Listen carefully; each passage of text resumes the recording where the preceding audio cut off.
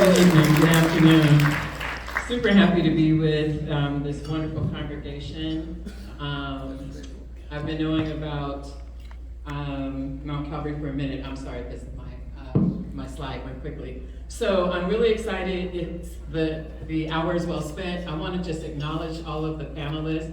Thank you, Ashley, for doing such a great job. Listen, great, guys. Listen, these Dice girls, where's your sister? Listen, I wish I had written something at 7 and 11. Yes. You were super inspiring, and I just want to thank you so much for what you have done. And you said it was your grandmother who inspired you. Thank you for being an inspiration to them. Really appreciated that.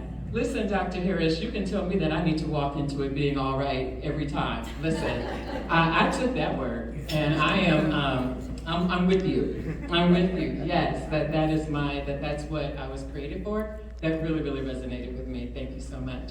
Andre, you the one, right?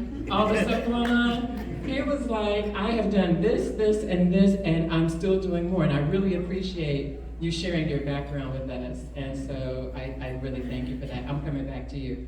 Listen, Miss Clay and I have already decided what we're going to do to save the world for the next 3 years. All right. We are already in it, and she is amazing. Yes, she and we've is. been up here just kikiing and ha-haing, so I really appreciate you so much, and for the work that you're doing specifically with Black women. Yes. Dr. Lee. Yeah, you somebody over there. I'm gonna have to roll through. I really appreciated your story.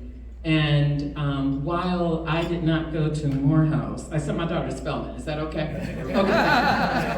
All right. So thank you so much for the authors on the panel. I must thank and thank you for having this wonderful luncheon. Sister Carrie called me out the blue and was like, "Listen, I'm putting on this luncheon. What you gonna do?" I was like, "Okay, Sister Carrie," because she is a force. Yes. And I felt like I was a force, but I didn't know Sister Carrie. So I want to thank you so much for just all the work that you've done, you and your wonderful committee. I want to also acknowledge, I have my son with me. Oh, yes. Mark right there, and I'm sorry, he's gonna hate this. Yes. I'm gonna hear about this forever. And also my play daughter, Janelle, who's not gonna like it either. But I just want to acknowledge that we all have to bring people with us, right? And family is super important. Yes. And speaking of family, my extended family, the Knott family, right here, so let me just embarrass more people. David Knott is my children's godfather, along with Meredith Knott, and for a slight fee, I can tell you anything you want to know about Meredith since 7th grade when I met her. I'm not going to say how long ago that was, but she's older than I am. And then also to Convene and a family, thank you so much for being here. It's wonderful to be with family. So everyone has stolen my thunder, so I don't feel like I can just sit back down, right? Was that Sister Carrie? Was she like, no? Let me always acknowledge the land whenever I'm in front of people. I acknowledge the traditional owners and custodians of this land, paying respect to elders past and present. Where I am today are the homeland traditional village sites, ancestral lands, and stolen territories of the Ohlone tribes. And I recognize that European colonization disrupted the work of the Ohlone nations. And so the work that I hold, I endeavor to advance racial equity, social justice, and honor the first peoples on this land, understanding that that does not cover African indigeneity, right? That's just the folks who are indigenous to this land. And then I always acknowledge labor and body. I recognize and acknowledge that legal, state-sanctioned collective terrorism, because I'm tired of calling it slavery. I feel like that's just too easy. I really want to name what it is. It was legal, it was state-sanctioned, and it was collective terrorism. And that created unpaid labor systems for my African ancestors who endured human bondage and died working this land against their will for generations. I acknowledge the continued contribution of the labor of Black and brown survivors over the centuries to today, of all immigrant labor, because they may be after certain people now, but they're gonna be after us next, right? So of all immigrant labor, including voluntary, involuntary, trafficked, forced, and undocumented peoples in the building of what we refer to as the United States. And so in my work, I commit to ensuring that the labor, spirit, resilience, and leadership of Black bodies is always centered. A lot of times when we are in front of people, we have a tendency to give a full resume. So I did this, and then I did that, and then I did this. And a couple of years ago, I walked into a group of mainly white folks, and they were trying to figure out who I was. And I said, you know what, I'm done with that. I was all right when I walked in this room because God created me and gave me all that I needed. So I no longer do a whole resume, but because some people feel some kind of way, here's a QR code. And then you can just, take your time, Google me, figure it out while I'm talking, be scrolling, be like, oh, she did that, oh, she right there. But I no longer feel the need to do all that, so I'm gonna let that sit for a minute. Okay, all right, so. Also, you can find me on everything social, so, all right. Today, we're going to, in the next 10 minutes, I'm gonna be really quick, we're going to talk about literacy. We're going to center the reality of legalized terrorism, and we're gonna create ways to share the gift of literacy with those who come after us. So I would love you to turn and talk. What was your favorite childhood book? Turn. One or two people, what was your favorite childhood book? Yes, ma'am, in a multicolored jacket. I remember All the Places You'll Go. Yes, thank you. Was there? Oh, yes, ma'am. What was it?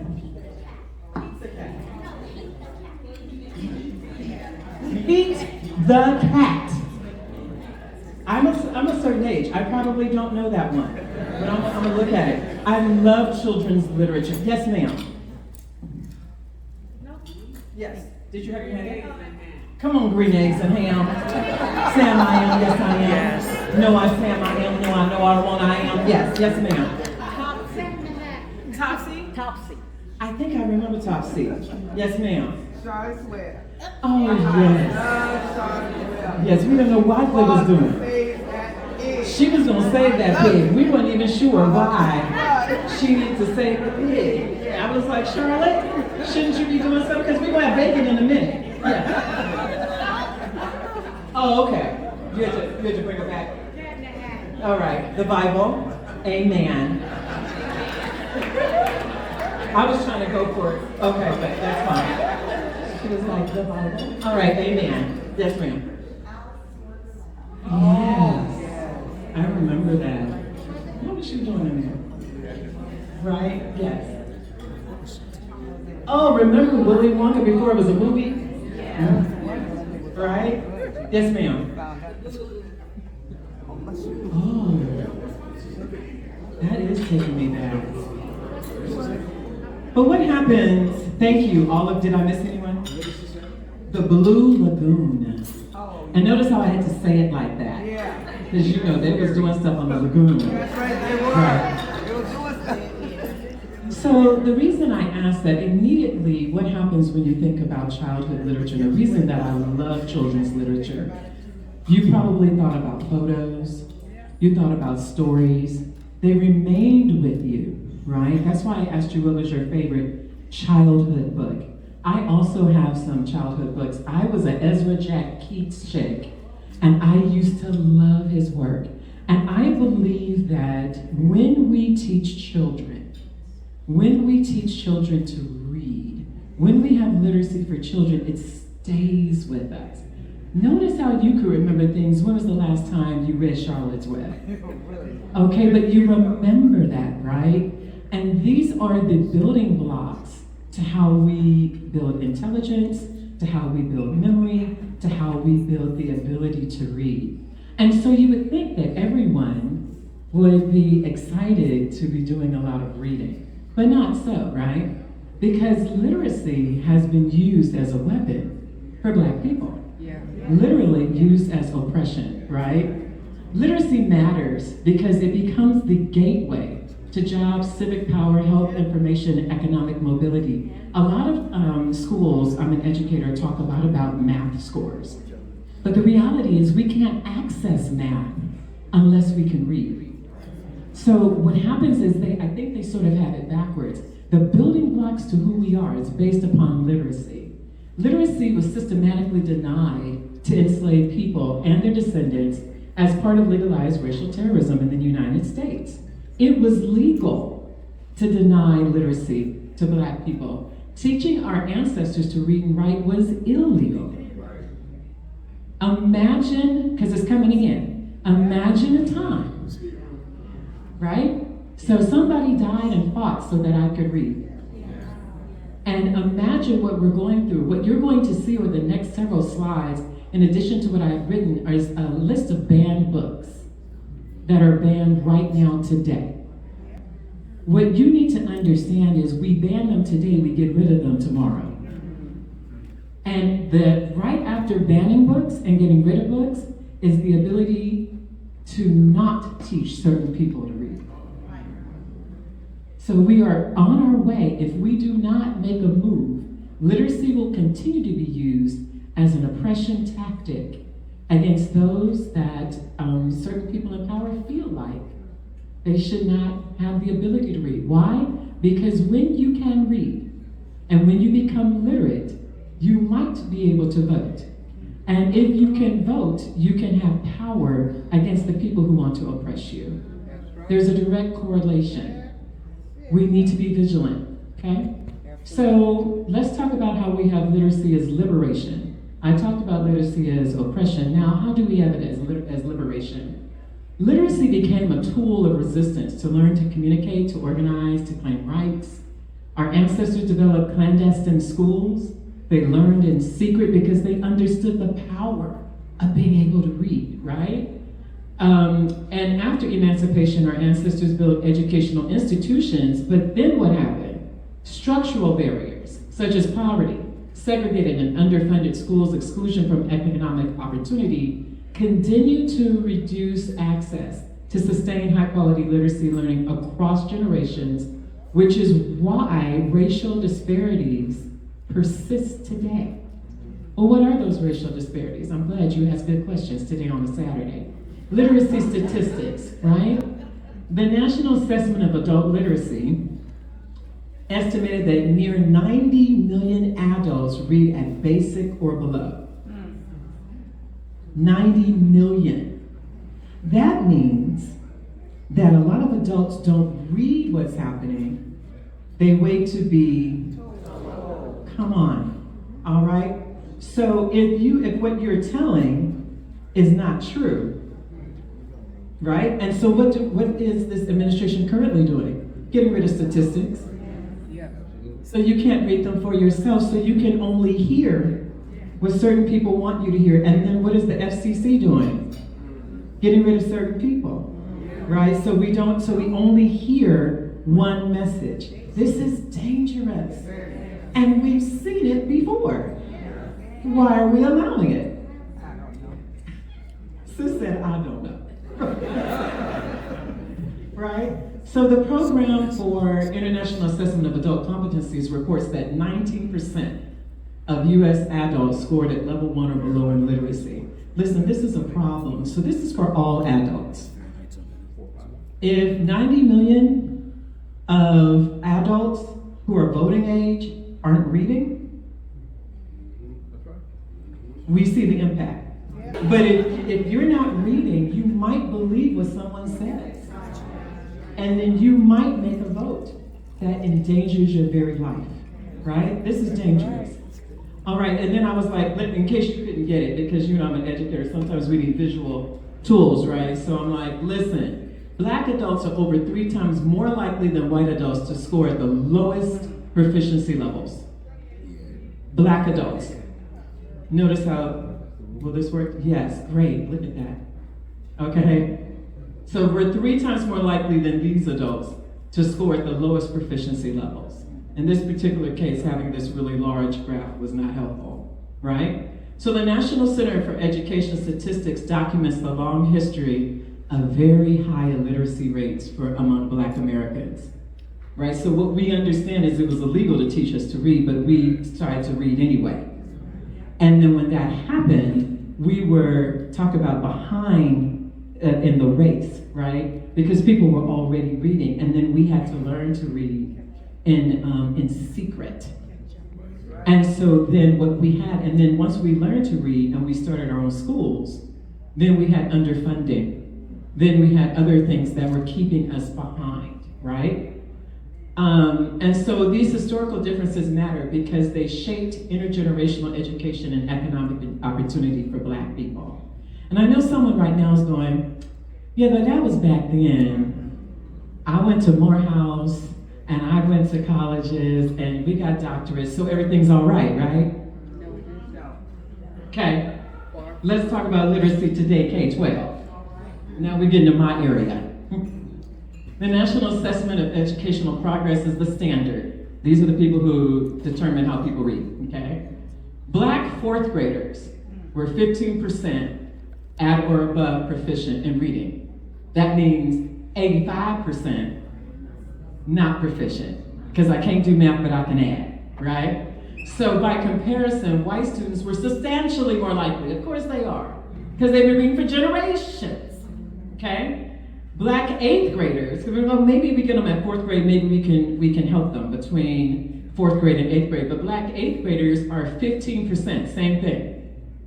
8 in 10 Black fourth graders were not proficient in 2022, illustrating that the K-12 proficiency gap remains large. How many of you know a child in your context? An elementary school child? Anything, K through 8. How many of you know an elementary school child? Then you got work to do. Because our schools aren't doing it. Say what you will, and I work in schools. So I can tell you personally, the schools aren't doing it. Like, I can tell you that. I go to a lot of schools. We have teachers who don't believe our babies can read, so they don't try. And so what we have to do is go old school. Old school is communities, churches, deltas, right? I saw red, like, is it delta? Come on, girl. Yes, we have to go into our communities and say, we are not going to wait for probably racist teachers and racist school systems to educate our children. We cannot wait, because the next election is coming. If we have another election, there's going to be some children who are currently in their teens who will be able to vote. Yeah. If they are 8th graders, in another 4 years they'll be 12th graders. They can't read. Okay, so then we hit that. So what do we do? Oh, did you want that? Which one did you want? This one? Okay. I love when somebody takes a picture of my slides. Okay. I was like, I worked so hard on this. So thank you. Super excited about it. Anybody else? Thank you. So the reality here is, what do we do? Okay? So there's a couple of things that I'm going to offer. Number one, historical denial of literacy matters. We must know the truth. And so test scores and skill surveys are snapshots, but the causes are structural. Right. These are large issues. So I'm going to give you 2 plans, right? So on the structural piece, literacy is not neutral. It's shaped by history, policy, and access to resources. So to close structural literacy gaps, these are the things that I'm asking you to ask your politicians to be doing, right, on the structural level, right? We need to invest in early childhood education, period. We cannot wait till 8th grade. We've missed a whole situation. Your child should be reading when they enter kindergarten. And I know that is really, people are like, well, that's what kindergarten is for. Baby, don't wait till kindergarten.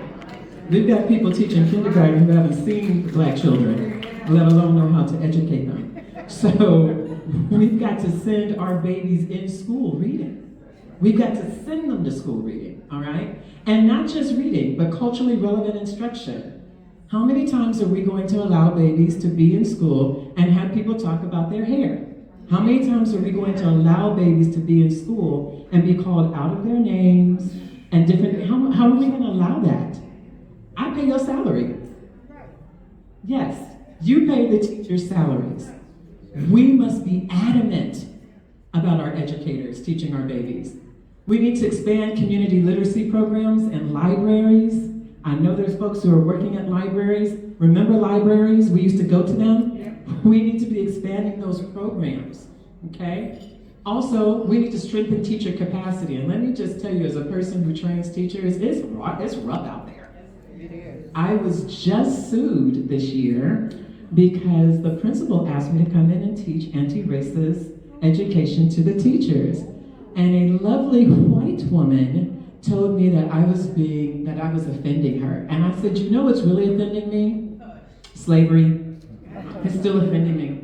And so I need to know what you're doing. She tried to sue me. It was fine. It was, nothing happened because see, God's got me, so I wasn't even worried about it. I was mad about it though. Wasn't worried about it. Wasn't happy. But the reality is for every one of her who spoke up, there's another 30 who are teaching our babies. Yeah. Okay? And then we need to address structural inequities such as poverty, housing, health, and funding disparities. So there's a list of things that we can be asking, and I know you were like, this was not supposed to be political, but you know, I'm here now. There's a list of things that we need to be doing to close structural gaps, but what can you do immediately? Okay? You need to make a commitment to increasing literacy in your personal context. Period. Dot. Here are some of the things that I do. I begin children's libraries. There's a couple of children in my context, and I know they'd rather have some other things from me, but I send books for the holidays because I value books and I value reading. And it's something about having a child have a library that allows them to keep reading. They go back to those same books. The same way I asked you what your favorite book was, and you go back to those books. That's valuable. Read to them and have them read to you. One of the things I used to love, I would come home late from work. My mom would have my younger sons, and she would have them reading to her. And I loved it because that's increasing literacy, right? You can create and host a book club. I love finding a book that I like, calling all my friends and being like, I'm gonna buy this book, I'm gonna send it to you, and we're gonna read it together and be on a book club via Zoom. It's literacy, right? And to that end, purchase books for your friends and family. We need to be reading. And maybe the way to read is to help someone just buy them a book, right? And then another way, and I think you stole all of my thunder, we need to be writing. Thank you for the panel. I was like, I'm gonna say that, but it's good. Write books for people like us. Then we read those books. I currently have written and participated in 2 books. So one book is about Black educational leadership. I took 2 years to look at Black leaders and why their leadership is different than other people's leadership at schools. And we followed these leaders, and then I created a framework about what leadership looks like for Black folks. And I wrote that in partnership with a good friend of mine. So that's one book that I wrote. Recently, I had an opportunity. I left Oakland Unified after a million years. I was there forever. And I went to the job that I thought was gonna be my forever job. You know how you get that big promotion and you tell everybody and you like, this is my new, and I bought a whole outfit for the first day. And then I got like a nameplate because I wanted my nameplate to look special because I thought I had arrived. And I walked into the Alameda County Office of Education in some heels and was like, this is my new job, y'all. And I got in there. And 1 month later, I called my mother and was like, I've got to get out of here. I have got to go. It was not my final destination, but God had a plan and a purpose for me. He sent me there for a very specific reason. And once that reason was up, I was out. And I was able to, even though I thought that that was the job for me, having to go through what I went through became the onus for me to start my business. And so I was able to access this notion of entrepreneurship after having gone through what I thought was the valley, but it wasn't a valley, it was just a plane. And the plane created the ability for me to get to the next hill. I thought that this was gonna be my forever place, but God only had me there for a moment to get me to the next place that I needed to go. So I wrote about that journey, being there for 1 year, in The Majestic Place, which is a book about Black women's leadership. I strongly urge all of you to write, and I also strongly urge all of you to read. I was going to put you in small groups, but time has come. Equitable literacy is both a civil right and a pathway to liberation. What questions have I raised for you today?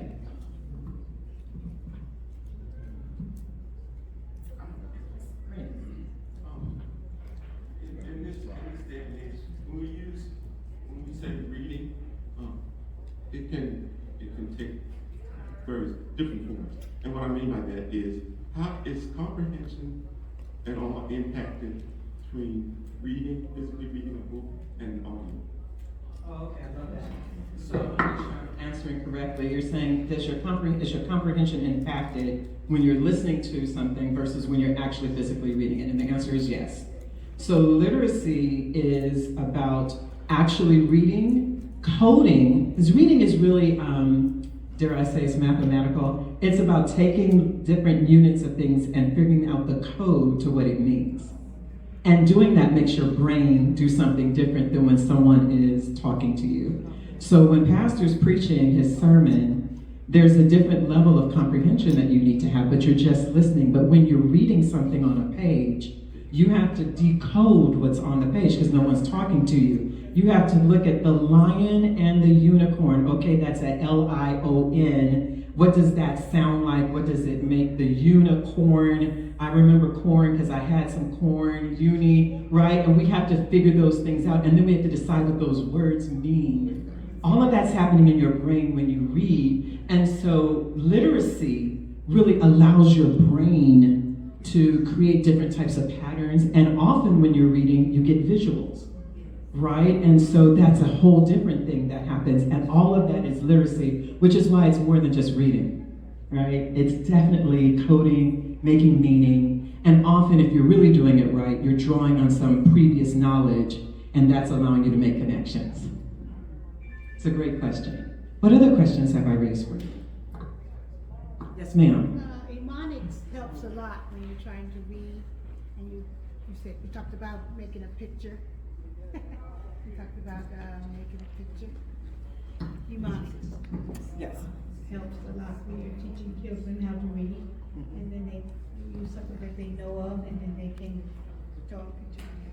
Absolutely. So the notion of making connections helps when you're using culturally responsive applications to something that they've already known. So if you're reading something and you can make a connection to something that children are already familiar with, then they can create that picture and they can make it better. So if I'm reading about statistics, and then I say, well, hey, Curry just had so many three-pointers.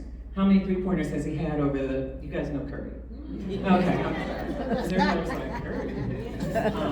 She's talking about some different food? I was like, no, it's my stuff. So I would say to someone, yeah, well, how many three-pointers has he had? Well, he's had 46% on all of his three-pointers. That's a statistic. So I would take that and make the connection to what they're reading. I'm drawing on their prior knowledge, right? And then that allows them to have a picture. Oh, statistics is Curry throwing up a three-pointer, right? And so that's what we're talking about.